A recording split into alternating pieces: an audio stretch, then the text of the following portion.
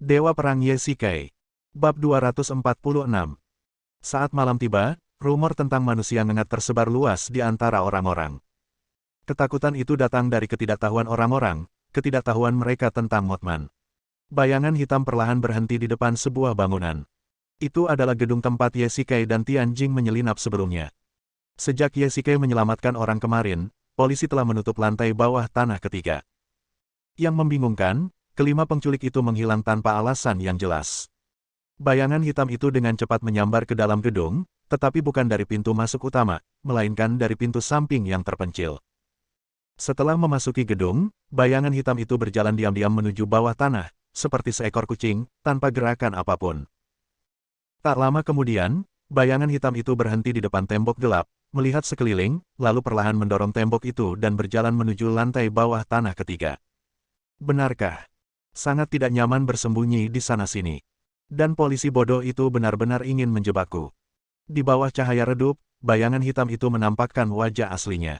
Dia memiliki wajah mungil dan ekspresi sedikit meremehkan. Orang ini adalah Ji Yu. Benar-benar. Tiba-tiba terdengar suara samar dari sofa.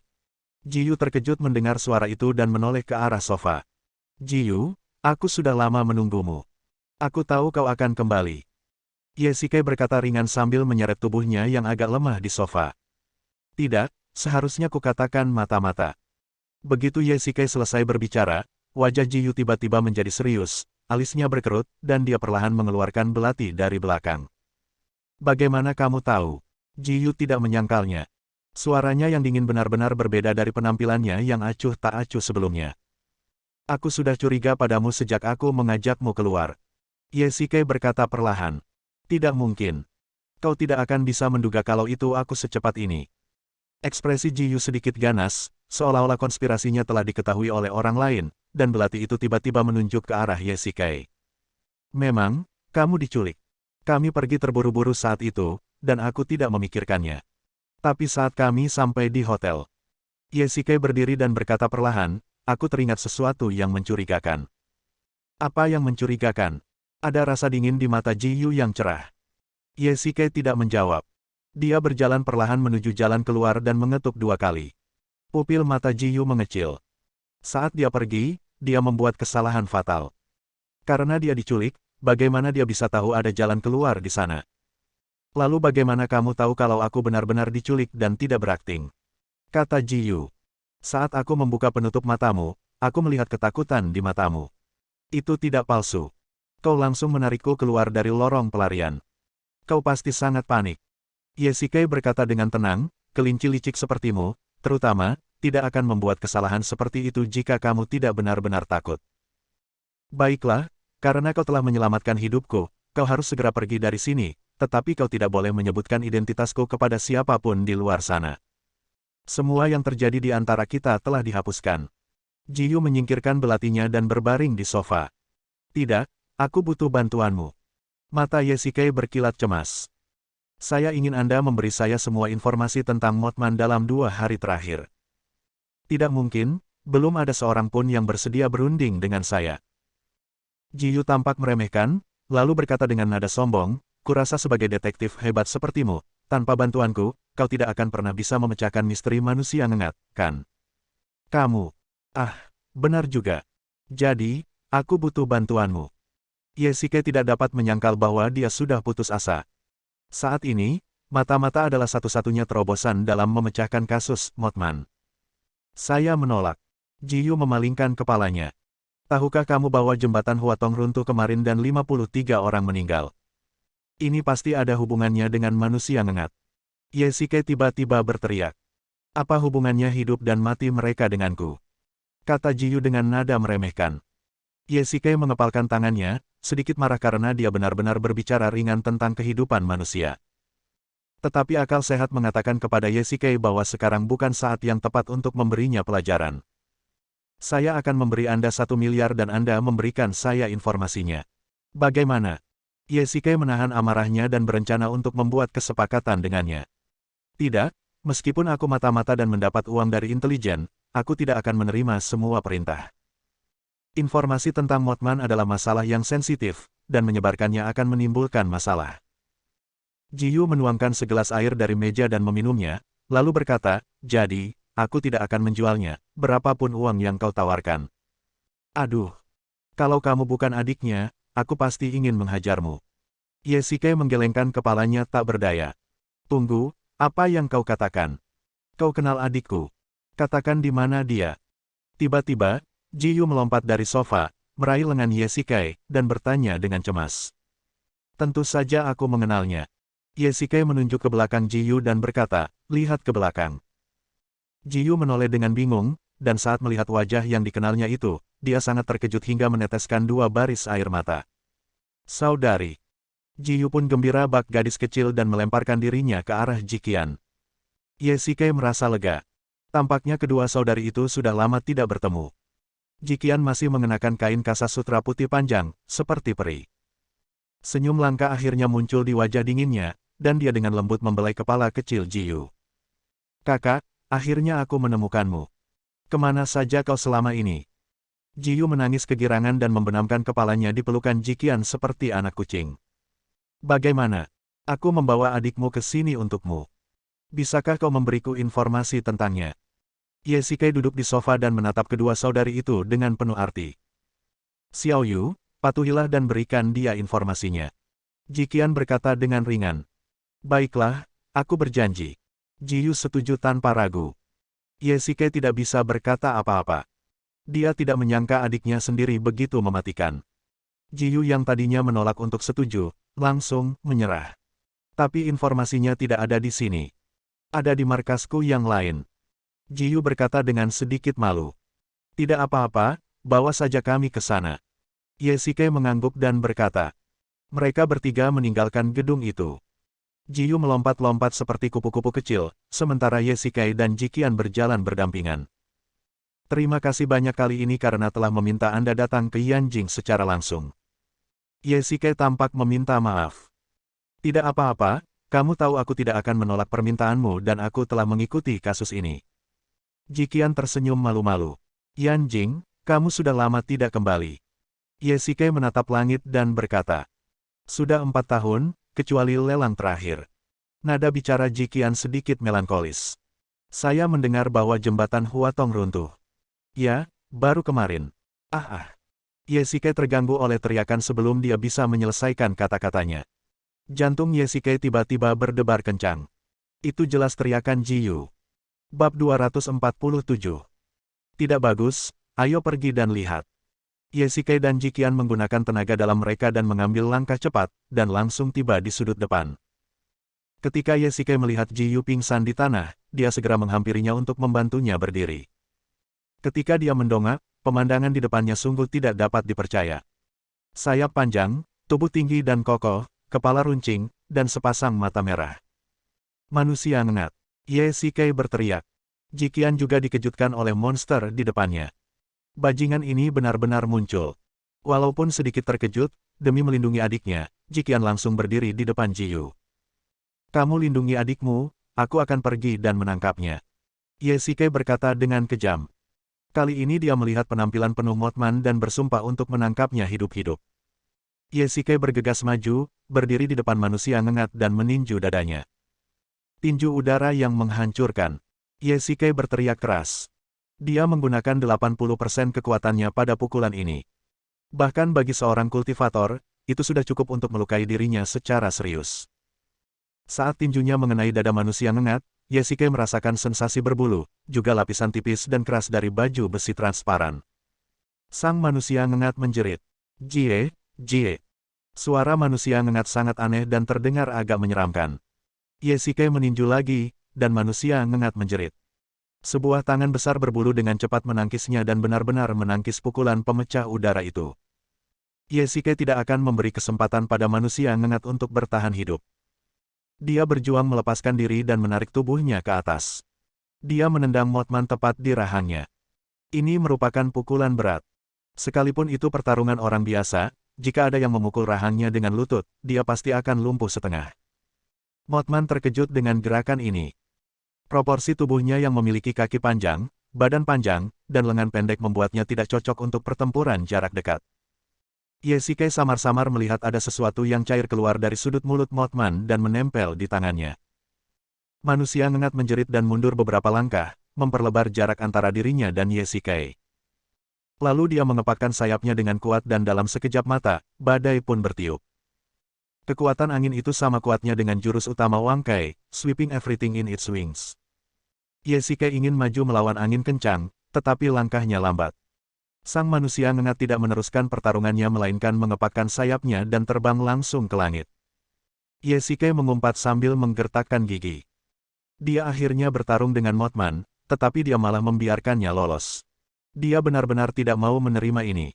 Ye Shikai meninju tanah, memperlihatkan lubang yang dalam. Meskipun sang kultivator memiliki kekuatan batin yang kuat, ia tidak dapat terbang bebas di angkasa. Selain itu, Mothman terbang sangat cepat. Dalam sekejap mata, dia terbang tak terlihat. Ye Shikai tiba-tiba teringat bahwa Ji Yu baru saja pingsan, dan bergegas ke sisi Ji Qian. Bagaimana kabarnya? Ye Shikai bertanya dengan cemas, sambil meletakkan tangannya di hidung Ji Yu. Untungnya, dia masih bernapas. Dia pasti ketakutan oleh manusia ngengat. Ji Qian berkata dengan tenang, aku sudah menyuntikkan energi internal ke dalam tubuhnya. Dia pasti akan segera bangun. Bersyukur. Ye Shikai menghela napas lega. Jika dia meninggal, maka petunjuknya akan hilang lagi. Pada saat yang sama, Ye Shikai segera menelepon Tianjing dan memintanya untuk segera membawa orang-orang Biro Keamanan Nasional ke sini. 10 menit kemudian. Tuan Ye, saya di sini. Sebuah SUV perlahan berhenti di depan ketiga orang itu, dan Tianjing segera keluar dari mobil, diikuti oleh Shen Wu, Feng Huang, dan Jing Si. Bukankah ini Ji Yu? Tianjing tidak dapat menahan diri untuk berseru kaget ketika dia melihat gadis di depannya. Bukan hanya Ji Yu, tapi juga seorang mata-mata. Ye Shikai berkata dengan ringan. Pada saat ini, sepasang mata cerah Ji Yu bergetar perlahan, lalu dia perlahan membuka matanya. Kakak, aku di mana? Ada sedikit ketakutan di mata Ji Yu, mungkin disebabkan oleh manusia ngengat tadi. Tidak apa-apa, kakak ada di sini. Ji Qian memeluknya. Ngomong-ngomong, Tianjing, ambilkan aku suntikan dan tabung reaksi. Ye Shikai berkata, dan seorang petugas Biro Keamanan Nasional segera mengeluarkan jarum suntik dan tabung reaksi dari tasnya. Ye Shikai mengambil jarum suntik dan mengarahkannya ke setetes darah di telapak tangannya. Ya, ini persis darah yang ditinggalkan Mothman tadi. Karena hanya ada satu tetes, Ye Shikai dengan hati-hati menyedot darah itu dengan jarum suntik dan kemudian memasukkannya ke dalam tabung reaksi. Ujilah tetes darah ini segera. Anda pasti bisa mendapatkan banyak informasi tentang Mothman. Ye Shikai menyerahkan tabung reaksi itu kepada orang Biro Keamanan Nasional dan segera memberikan perintah. Kamu telah bertarung dengan Mothman. Tianjing tidak dapat mempercayainya. Dia membiarkannya lari, sialan. Ye Shikai mengangguk sedikit, lalu berkata dengan kejam. Kalau saja dia tahu lebih awal, seharusnya dia melepas sayapnya dulu saat pertarungan tadi dan melihat bagaimana dia bisa terbang. Ji Yu, tolong bawa aku ke sana. Ye Shikai menyuntikkan aliran energi internal ke tubuhnya untuk membantunya tenang. Di sebuah ruangan kecil di sebelah kantor polisi Yanjing. Aku tak pernah menyangka kau, mata-mata legendaris, akan mendirikan tempat persembunyianmu di sebelah kantor polisi. Ketika Ji Yu membawa semua orang, Ye Shikai mengira dia akan pergi ke kantor polisi, tetapi dia tidak menyangka bahwa ini adalah sarangnya. Hehe, tempat yang paling berbahaya adalah tempat yang paling aman, kan? Di sebelah ada sekelompok polisi, mereka bisa melindungiku. Ji Yu berkata sambil tersenyum. Di pangkalan ini, terdapat lebih dari selusin komputer besar, yang penuh sesak dengan kode-kode dan sebagainya. Mirip dengan ruangan Hades Worm. Ye Shikai mendesah diam-diam, tidak tahu apa yang dipikirkan gadis kecil ini. Baiklah, ini yang kamu inginkan. Informasi Ji Yu dikirim ke ponsel Ye Shikai, termasuk beberapa video dan beberapa informasi berkas. Xiao Yu, Tuan Tianjing, silakan duduk di sini sebentar. Ada yang ingin saya bicarakan dengannya. Ji Qian meraih lengan Ye Shikai dan menariknya ke sebuah ruangan. Mengapa Anda bersama seseorang dari Biro Keamanan Nasional? Ekspresi Ji Qian sangat serius dan dia tampak serius. Paman Song meminta saya untuk menyelidiki kasus ini, dan Biro Keamanan Nasional juga mengirim seorang spesialis untuk menyelidiki, jadi tentu saja kami bekerja sama. Ye Shikai berkata, tidak tahu mengapa Ji Qian memiliki ekspresi seperti itu. Kamu masih kehilangan kesempatan untuk bersama orang-orang dari Biro Keamanan Nasional. Jangan lupakan identitasmu dan identitasku. Jiqian memutar matanya ke arah Ye Shikai. Saya tahu bahwa Tiongkok bukanlah wilayah pengaruh Tuhan, tetapi sekarang saya adalah seorang warga negara, bagaimana dengan Anda? Ye Shikai bertanya balik. Tidak. Aku akan kembali ke kuil bulan besok. Jiqian mendengus dingin dan menepis tangan Ye Shikai. Apakah kamu benar-benar tidak akan tinggal?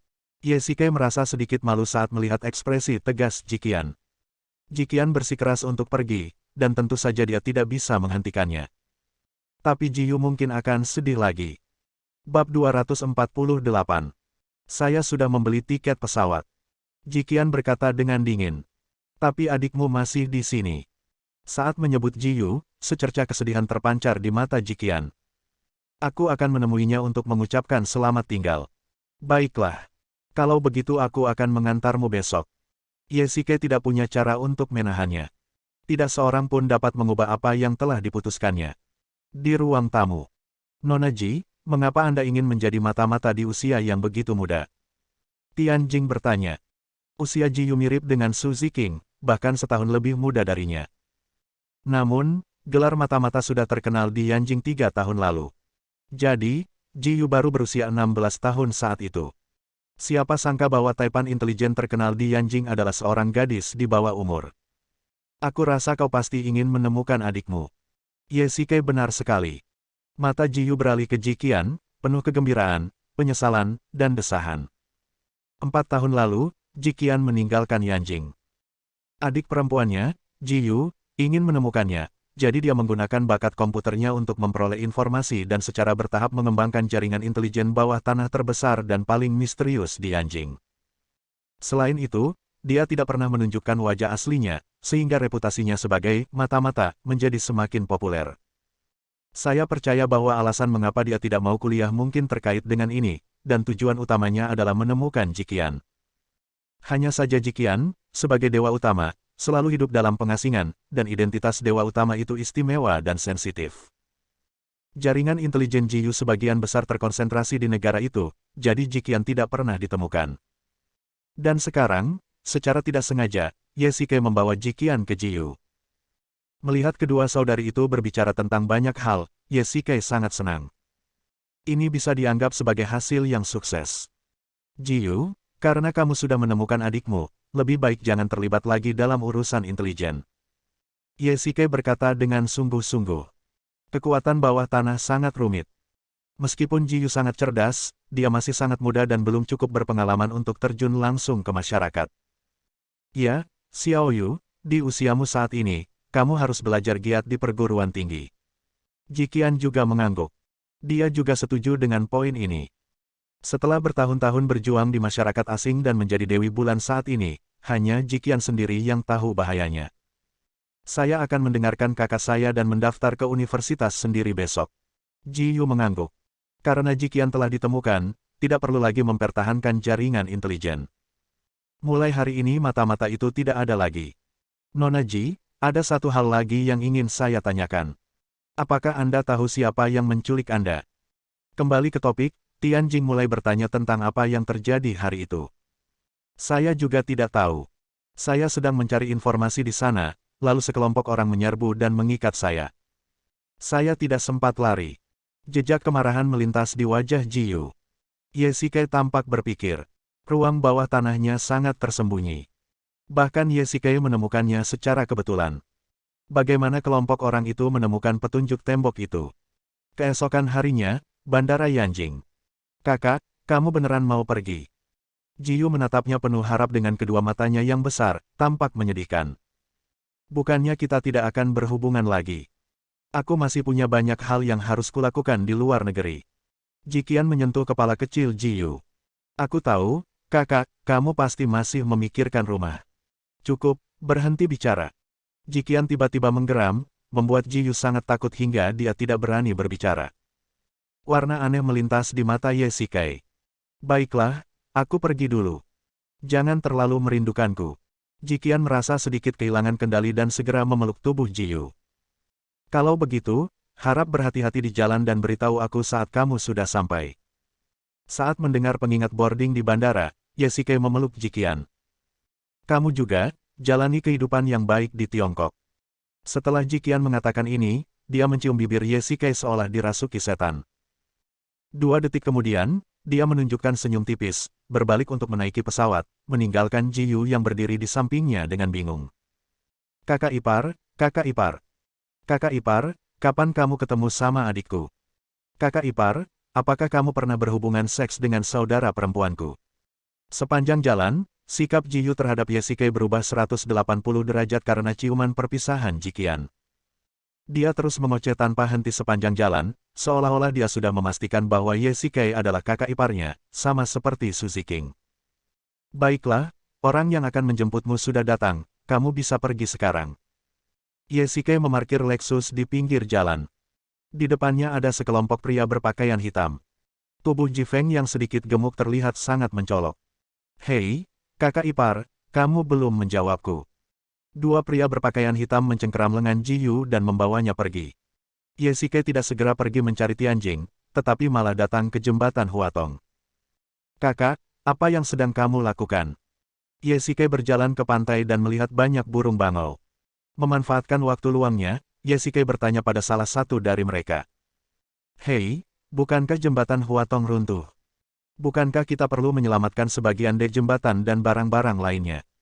Kata seorang pengemudi derek sambil mengisap asap rokoknya. Sebuah jembatan runtuh hanya beberapa hari setelah dibuka untuk lalu lintas, dan banyak orang meninggal. Pengemudinya sedikit emosional. Ye Shikai teringat kejadian hari itu, yang membuatnya merasa takut. Ye Shikai melihat banyak dek jembatan telah diselamatkan di pantai, sementara pilar jembatan masih berdiri di air. Ye Shikai berjalan menuju dermaga jembatan, di mana terdapat beberapa batang baja yang saling terhubung. Ye Shikai memperhatikan dengan saksama dan menemukan banyak batang baja tersebut telah berkarat. Ye Shikai mencopot balok semen dari pilar jembatan dan memotong bagian batang baja. Pada saat ini, ponsel Ye Shikai berdering. Ketika dia melihat ide penelepon, ternyata yang menelepon adalah Tianjing. Halo, Tianjing, apa yang ingin kamu bicarakan padaku? Ye Shikai memegang telepon sambil melihat potongan batang baja itu. Apa? Laporan tes darahnya sudah keluar. Ye Shikai sedikit terkejut. Layak menjadi Biro Keamanan Nasional, dengan efisiensi yang tinggi. Baiklah, tunggu sebentar, aku akan segera ke sana. Ye Shikai segera menutup telepon, lalu langsung mengendarai Lexusnya ke markas besar Biro Keamanan Nasional. Badan Keamanan Nasional. Tianjing, biarkan aku melihat laporan pengujiannya dengan cepat. Ye Shikai mengambil laporan pengujian dari tangan Tianjing dengan penuh semangat. Saat dia melihatnya, ekspresi Ye Shikai menjadi semakin serius, seolah-olah dia telah melihat sesuatu yang mengerikan. Darah biologis ganda, apa artinya? Ye Shikai bertanya sambil menunjuk ke sebuah garis di tabel. Kami mendeteksi DNA 2 organisme dalam darah, kata seorang pria yang tampak seperti seorang dokter. Makhluk apakah mereka? Ye Shikai menatap dokter itu dengan wajah serius. Yang satu mengat, yang satu lagi. Dokter itu ragu-ragu. Apa itu? Ye Shikai menekankan. Itu DNA manusia. Bab 249.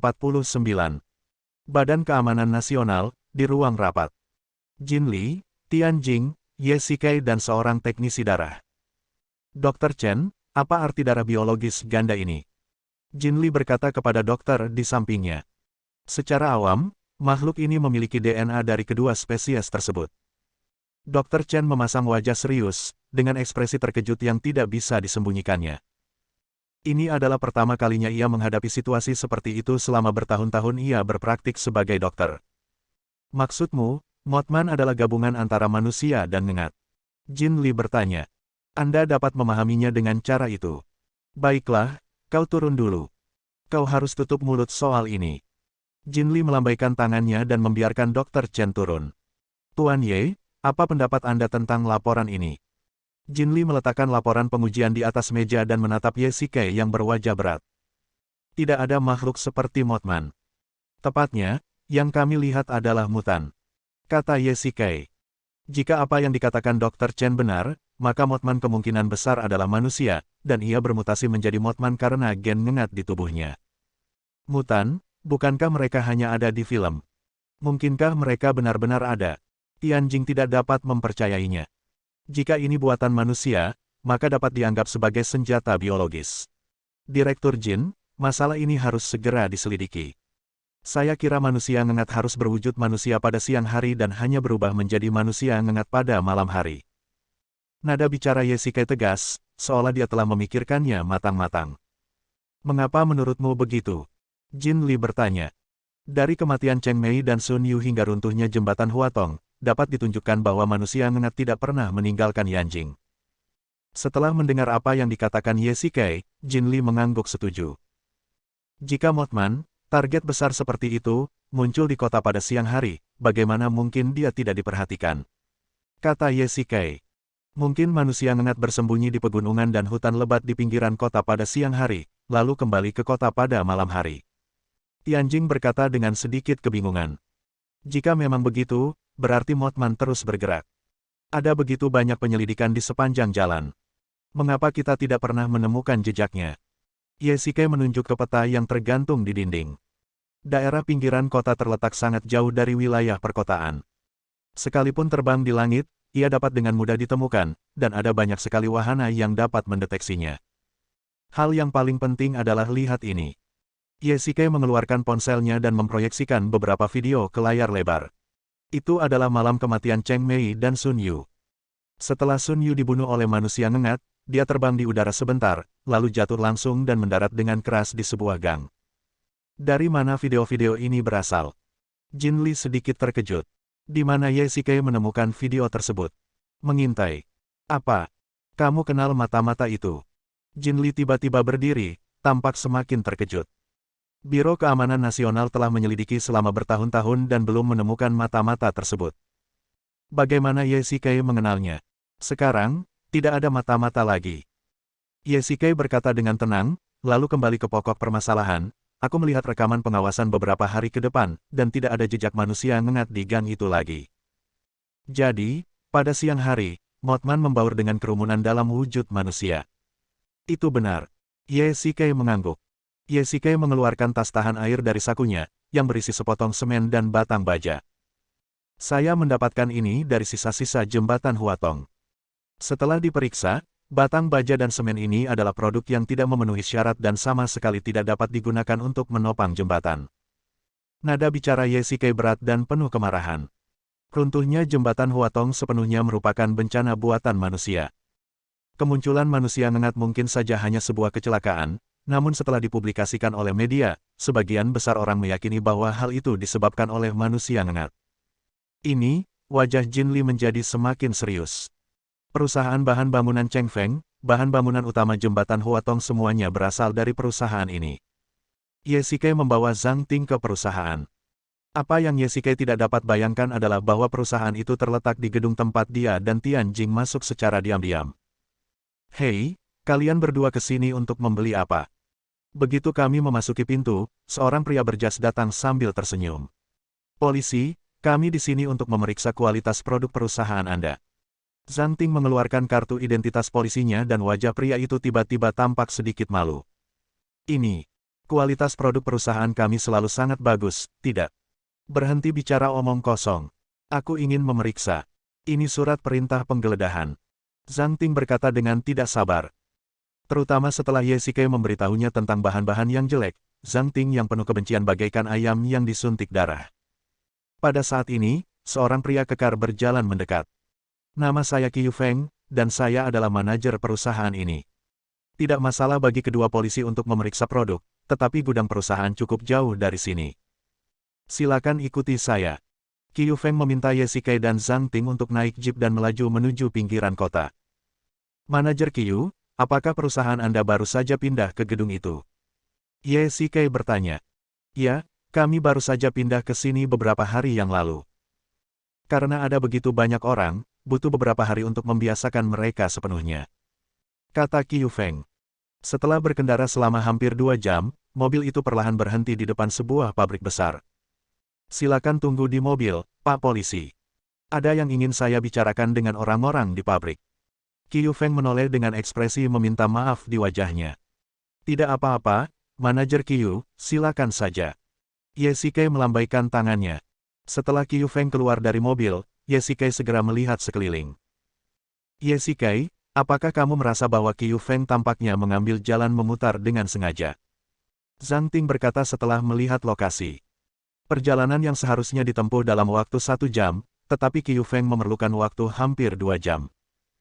Benar sekali, Qiu Feng ini agak aneh, sebaiknya kamu berhati-hati. Ye Shikai menatap Qiu Feng dari kejauhan.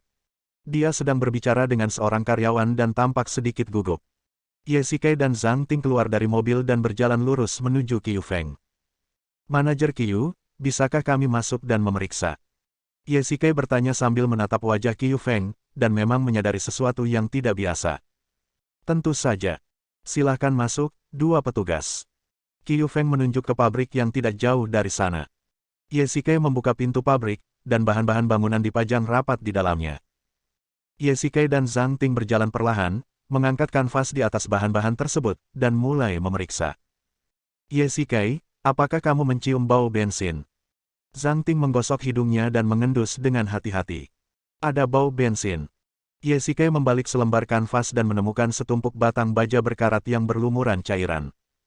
Ye Shikai membungkuk, mengambil sedikit dengan jarinya, lalu menempelkannya ke hidungnya untuk menciumnya. Ini, bensin. Tiba-tiba, Ye Shikai melihat sekeliling dan menemukan bahwa tidak ada seorang pun pekerja. Pupil matanya tiba-tiba mengecil. Bab 250. Zhang Ting, hati-hati. Ye Shikai menarik Zhang Ting. Pada saat ini, lebih dari selusin obor tiba-tiba jatuh dari atas pabrik dan langsung membakar bahan-bahan yang direndam dalam bensin. Ledakan, ledakan. Beberapa bahan yang mudah terbakar dan meledak-meledak hebat saat bersentuhan dengan obor, dan sejumlah besar bahan terhempas. Ye Shikai buru-buru mengedarkan energi internalnya dan memadatkannya menjadi penghalang untuk memblokir semua batang baja, biji besi, dan semen yang berterbangan, sementara satu tangan masih memegang Zhang Ting dengan erat. Bajingan! Zhang Ting mengutuk. Kelompok orang ini benar-benar gila. Mereka benar-benar berani membunuh polisi dengan cara ini. Ye Shikai juga menyesalinya. Dia terlalu ceroboh tadi dan tidak menyadari tipuan kecil Qiu Feng. Sekarang seluruh gudang disegel oleh mereka. Mereka juga membakar. Jika Ye Shikai menebak dengan benar, barang-barang di gudang ini, seperti jembatan Huatong, semuanya adalah produk cacat dan kualitasnya jelek. Tak lama kemudian seluruh pabrik terbakar, mengeluarkan asap hitam pekat. Karena gudang itu sepenuhnya tertutup, asap hitam tidak dapat menghilang dan hanya dapat menyebar ke dalam pabrik. Batuk-batuk. Zhang Ting di samping terus batuk karena asap. Ye Shikai menutup mulut dan hidungnya dengan lengan bajunya untuk mencegah menghirup asap hitam. Minggir. Ye Shikai melemparkan Zhang Ting ke tanah, dan detik berikutnya, setumpuk pipa baja jatuh, menimbulkan suara ketukan yang keras. Zhang Ting, kamu baik-baik saja. Melihat Zhang Ting tampaknya tidak sadarkan diri, Ye Shikai sedikit cemas. Dia menaruh jarinya di depan hidungnya. Dia pasti baru saja menghirup asap hitam dan sempat pingsan. Ye Shikai menyuntikkan aliran kekuatan internal ke tubuhnya untuk membantunya melindungi meridian jantungnya. Tidak, kita harus meninggalkan tempat ini secepatnya. Ye Shikai mengedarkan kekuatan internalnya dan memusatkan energi di tangan kanannya. Lapisan energi ungu muda berangsur-angsur berubah menjadi ungu tua, menutupi Zhang Ting. Tinju udara yang menghancurkan. Ye Shikai berteriak dan meninju tangan kanannya ke atas dengan keras. Suatu energi yang dahsyat mengalir langsung ke langit-langit beton di atas. Ledakan. Sebuah lubang besar tiba-tiba terbentuk di langit-langit beton. Setelah bersentuhan dengan udara, api berkobar hebat dan tiba-tiba keluar dari lubang tersebut. Api membubung ke angkasa dan tampak sangat spektakuler. Ayo pergi. Ye Shikai mencengkeram pinggang ramping Zhang Ting, lalu mengalirkan tenaga dalamnya dan tiba-tiba melompat. Dengan bantuan pipa baja di sampingnya, Ye Shikai tiba-tiba melompat keluar dari gua, membawa Zhang Ting bersamanya, dan terbang dengan mantap ke tanah. Hanya beberapa detik setelah mendarat, seluruh pabrik runtuh dengan suara ledakan. Api terus menyala tanpa ada tanda-tanda akan berhenti. Terlihat kawanan bajingan itu menyiramkan banyak bensin dan bertekad membakar Ye Shikai dan Zhang Ting sampai mati. Jika Ye Shikai bukan seorang kultivator, dia pasti sudah mati di sana sejak lama. Zhang Ting, bangun. Ye Shikai mencubit piltrum Zhang Ting dan kemudian menyuntikkan aliran kekuatan internal ke tubuhnya. Zhang Ting segera terbangun, apakah kita sudah mati? Bagaimana kamu bisa membalas dendam jika kamu sudah mati? Ye Shikai berkata sambil tersenyum, lalu membantu Zhang Ting berdiri. Kita keluar. Wajahmu, Zhang Ting menunjuk wajah Ye Shikai dan senyum muncul di wajahnya. Ada apa dengan wajahku? Ye Shikai menyentuh wajahnya dengan tangannya. Semuanya hitam. Tak perlu dikatakan lagi, hal itu pasti disebabkan oleh asap tadi. Sekarang wajahnya sehitam bola batu bara. Ye Shikai mengeluarkan ponselnya dan segera menelepon kantor polisi. Dia kemudian memberitahu Tianjing dan memintanya untuk segera membawa orang untuk menutup gedung dan mengeluarkan pemberitahuan pencarian orang di seluruh kota untuk Qiu Feng. Setengah jam kemudian, mobil pemadam kebakaran dan mobil polisi tiba di lokasi kejadian dan petugas pemadam kebakaran segera mulai memadamkan api. Kapten Ye, petugas Zhang. Seorang polisi datang dan memberi hormat. Kami telah bekerja sama dengan Biro Keamanan Nasional untuk menutup semua gedung perusahaan konstruksi Cheng Feng, tetapi Qiu Feng belum tertangkap. Bajingan ini, aku harus membunuhnya sendiri. Zhang Ting berkata sambil menggertakkan giginya. Ye Shikai tidak ragu bahwa jika Qiu Feng ada di depan Zhang Ting, dia akan ditembak mati olehnya. Bagaimanapun, dia baru saja membunuh 2 orang. Pabrik ini berjarak 1 jam perjalanan dari gedung. Qiu Feng mungkin tidak kembali. Ye Shikai merasa sedikit senang dan sedikit khawatir. Dia gembira karena Qiu Feng telah membunuh mereka secara diam-diam, itu berarti dia bersalah. Kalau begitu runtuhnya jembatan Huatong pasti ada hubungannya dengan perusahaan mereka. Tetapi dia khawatir karena tidak seorang pun tahu kemana Qiu Feng pergi. Akan sangat merepotkan jika dia meninggalkan Yanjing. Dalam perjalanan kembali ke Yanjing, Ye Shikai menerima telepon dari Tianjing. Tuan Ye, saya punya kabar baik untuk Anda. Terdengar tawa langka dari ujung telepon. Kabar baik apa? Bajingan Qiu Feng itu telah ditangkap oleh Biro Keamanan Nasional kita dan sekarang ditahan di kantor polisi. Benarkah? Itu hebat. Setelah mendengar ini, Ye Shikai begitu gembira hingga dia hampir melompat. Dia tidak menyangka efisiensi Tianjing begitu tinggi sehingga mereka langsung menangkap Qiu Feng. Itu sungguh tidak terduga. Departemen Kepolisian Yanjing. Qiu Feng, aku akan membunuhmu. Begitu memasuki ruang interogasi, Zhang Ting mengambil tongkat dan mau tidak mau ingin mengayunkannya ke kepala Qiu Feng. Untungnya, Ye Shikai cepat tanggap dan menghentikannya. Qiu Feng, kita bertemu lagi. Sungguh sulit menahan amarah sekarang. Ye Shikai berkata dengan nada sinis. Segalanya telah berubah.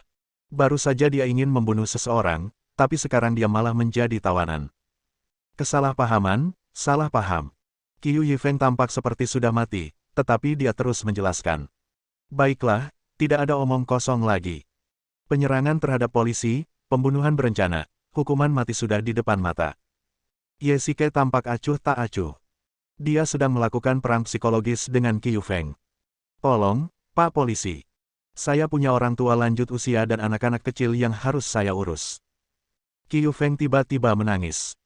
Kalau saja dia tidak ditegur oleh kursi interogasi, dia pasti langsung berlutut. Kalau begitu, katakan padaku mengapa kamu menggunakan bahan-bahan yang kualitasnya jelek untuk membangun jembatan Huatong. Ye Shikai tiba-tiba meninggikan suaranya. Apa yang diinginkannya adalah keruntuhan psikologis Qiu Feng. Lalu bagaimana mungkin aku tidak mati? Qiu Feng berkata ragu-ragu. Demi kehormatan saya jamin bahwa selama Anda bekerja sama, Anda tidak akan dihukum mati. Ye Shikai berkata sambil mengangkat tangan kanannya untuk bersumpah. Baiklah, akan kukatakan padamu, sebenarnya. Atasankulah yang memintaku melakukan ini.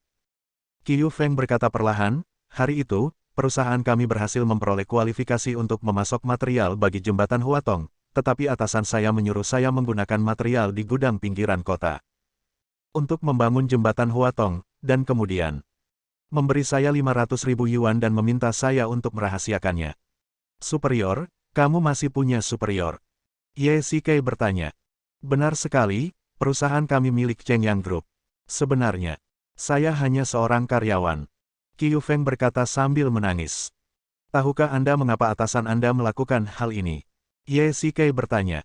Aku tidak tahu. Aku benar-benar tidak tahu. Bersambung.